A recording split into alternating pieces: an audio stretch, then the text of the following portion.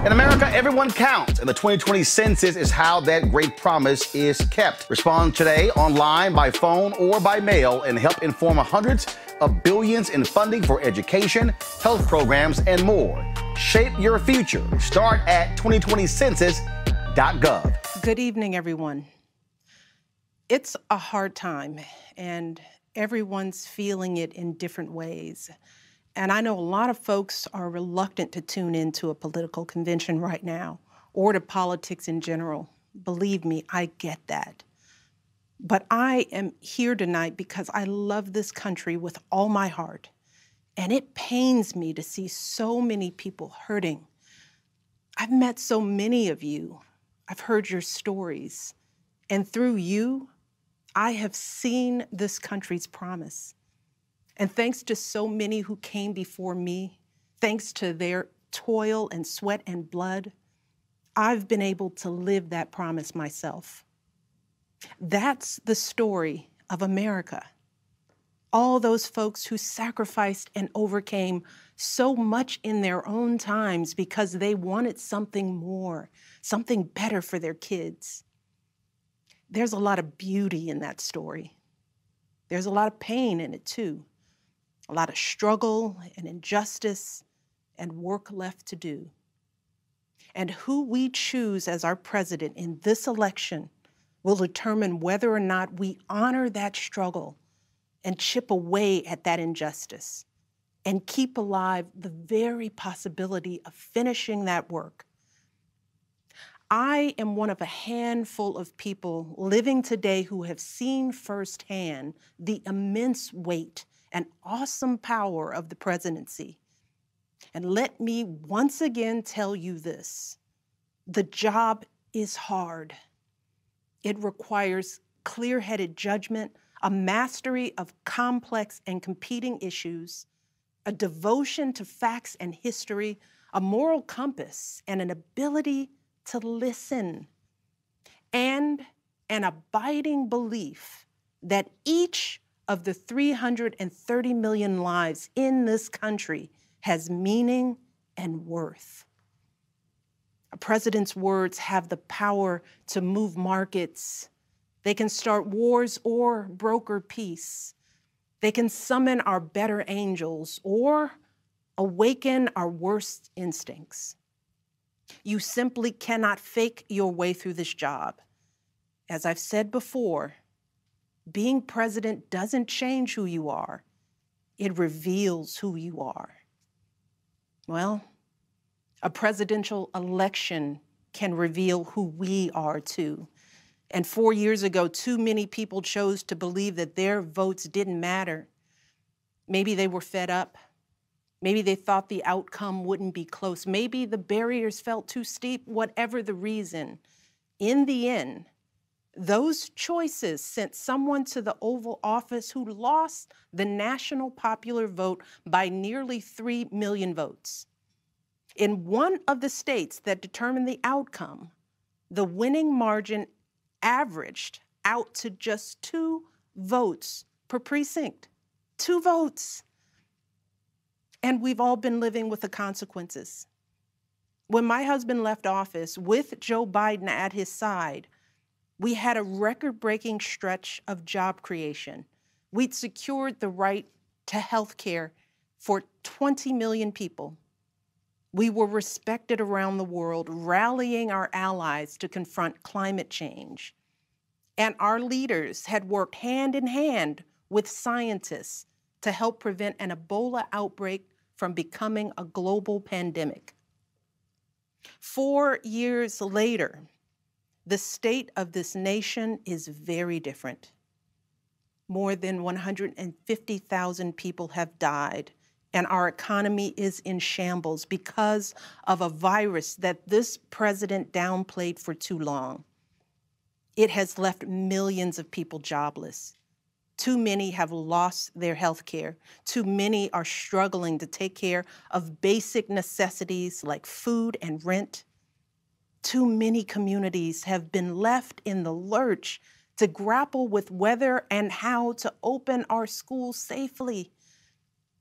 Internationally, we've turned our back, not just on agreements forged by my husband, but on alliances championed by presidents like Reagan and Eisenhower. And here at home, as George Floyd, Breonna Taylor, and a never-ending list of innocent people of color continue to be murdered, stating the simple fact that a Black life matters is still met with derision from the nation's highest office.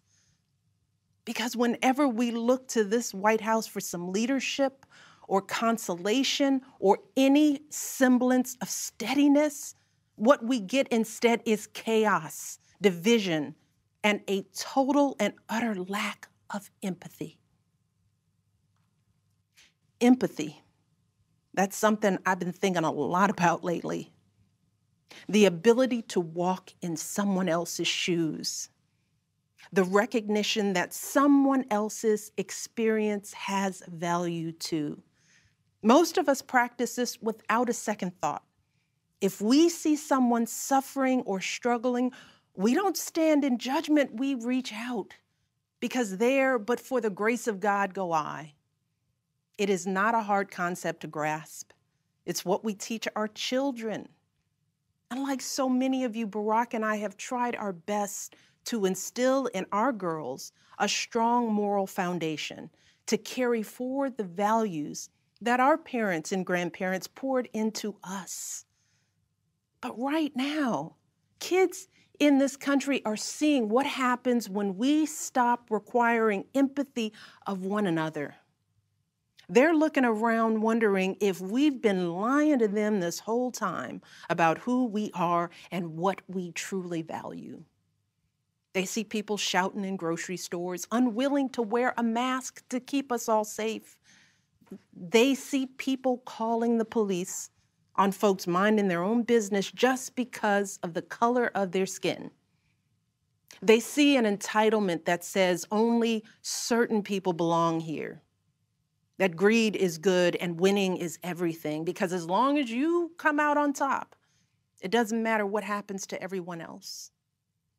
And they see what happens when that lack of empathy is ginned up into outright disdain.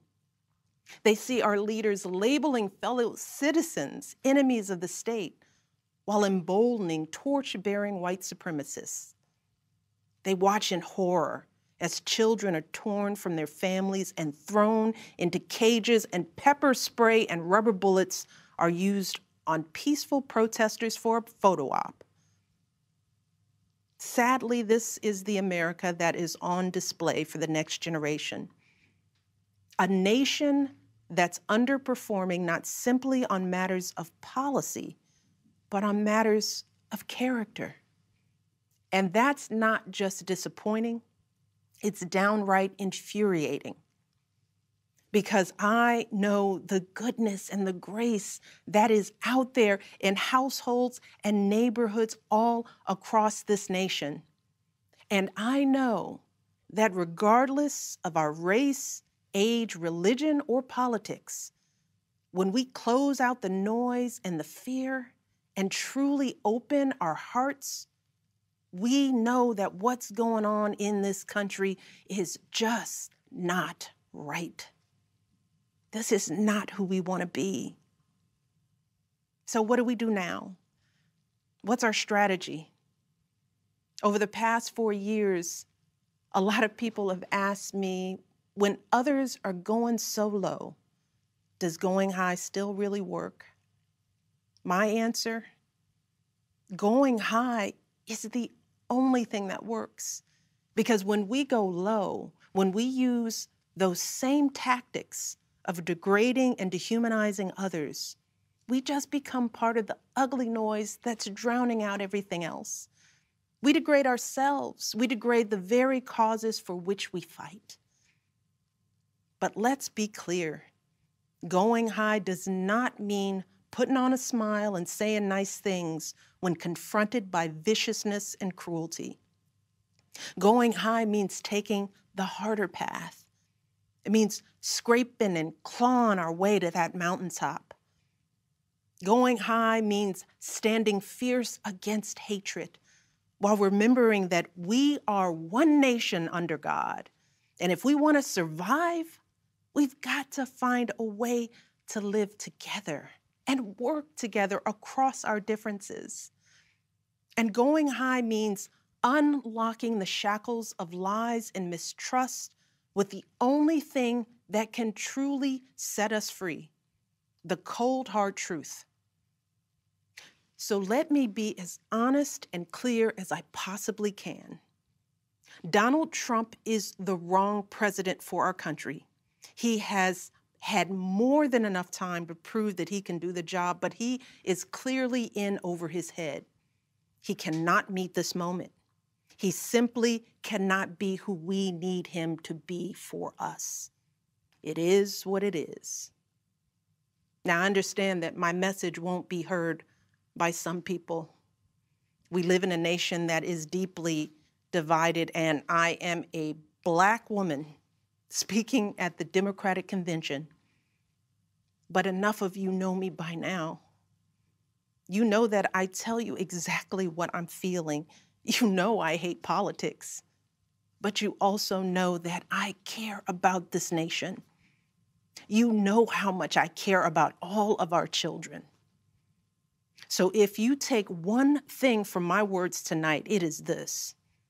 If you think things cannot possibly get worse, trust me, they can and they will if we don't make a change in this election. If we have any hope of ending this chaos, we have got to vote for Joe Biden like our lives depend on it. I know Joe. He is a profoundly decent man, guided by faith. He was a terrific vice president. He knows what it takes to rescue an economy, beat back a pandemic, and lead our country. And he listens. He will tell the truth and trust science. He will make smart plans and manage a good team. And he will govern as someone who's lived a life that the rest of us can recognize. When he was a kid, Joe's father lost his job. When he was a young senator, Joe lost his wife and his baby daughter. And when he was vice president, he lost his beloved son. So Joe knows the anguish of sitting at a table with an empty chair, which is why he gives his time so freely to grieving parents. Joe knows what it's like to struggle, which is why he gives his personal phone number to kids overcoming a stutter of their own. His life is a testament to getting back up. And he is going to channel that same grit and passion to pick us all up, to help us heal and guide us forward. Now, Joe is not perfect, and he'd be the first to tell you that. But there is no perfect candidate, no perfect president. And his ability to learn and grow, we find in that the kind of humility and maturity that so many of us yearn for right now. Because Joe Biden has served this nation his entire life without ever losing sight of who he is. But more than that, he has never lost sight of who we are, all of us. Joe Biden wants all of our kids to go to a good school, see a doctor when they're sick, live on a healthy planet. And he's got plans to make all of that happen. Joe Biden wants all of our kids, no matter what they look like, to be able to walk out the door without worrying about being harassed or arrested or killed. He wants all of our kids to be able to go to a movie or a math class without being afraid of getting shot. He wants all our kids to grow up with leaders who won't just serve themselves and their wealthy peers, but will provide a safety net for people facing hard times. And if we want a chance to pursue any of these goals, any of these most basic requirements for a functioning society, we have to vote for Joe Biden in numbers that cannot be ignored. Because right now, Folks who know they cannot win fair and square at the ballot box are doing everything they can to stop us from voting. They're closing down polling places in minority neighborhoods. They're purging voter rolls. They're sending people out to intimidate voters, and they're lying about the security of our ballots. These tactics are not new. But this is not the time to withhold our votes in protest or play games with candidates who have no chance of winning. We have got to vote like we did in 2008 and 2012. We've got to show up with the same level of passion and hope for Joe Biden. We've got to vote early, in person if we can. We've got to request our mail-in ballots right now, tonight, and send them back immediately. And follow up to make sure they're received. And then make sure our friends and families do the same. We have got to grab our comfortable shoes, put on our masks, pack a brown bag dinner, and maybe breakfast too, because we've got to be willing to stand in line all night if we have to. Look, we have already sacrificed so much this year. So many of you are already going that extra mile. Even when you're exhausted, you're mustering up unimaginable courage to put on those scrubs and give our loved ones a fighting chance. Even when you're anxious, you're delivering those packages, stocking those shelves, and doing all that essential work so that all of us can keep moving forward. Even when it all feels so overwhelming, working parents are somehow piecing it all together without childcare. Teachers are getting creative so that our kids can still learn and grow.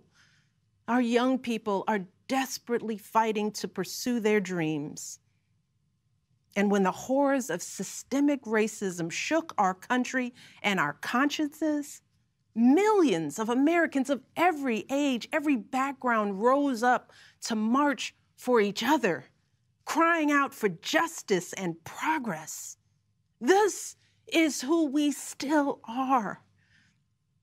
Compassionate, resilient, decent people whose fortunes are bound up with one another.